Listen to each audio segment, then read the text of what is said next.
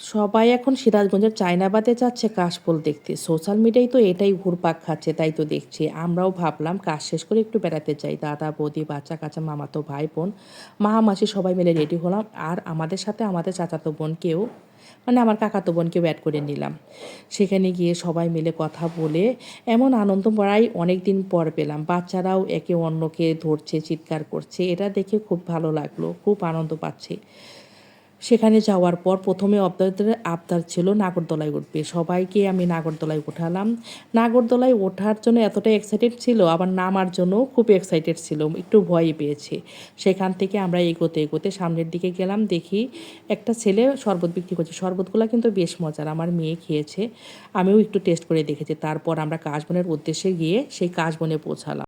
পৌঁছে গেলাম চায়নাবাতের কাশবনে। সাদা তুলোর মতো কাশবন বাতাসে দুলছে। আমরা সবাই ভিতরে ঢুকে ছবি তুললাম, একসাথে হাসলাম আর মুহূর্তগুলো ধরে রাখলাম।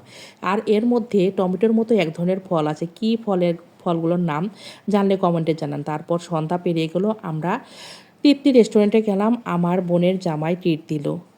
বোনের জামাইয়ের ট্রিটে জমে উঠল সন্ধ্যা। দিনের শেষে মনে হলো আজকের এই ছোট্ট ভ্রমণটা মনে হয় বছরের সেরা ভ্রমণ ট্রিট।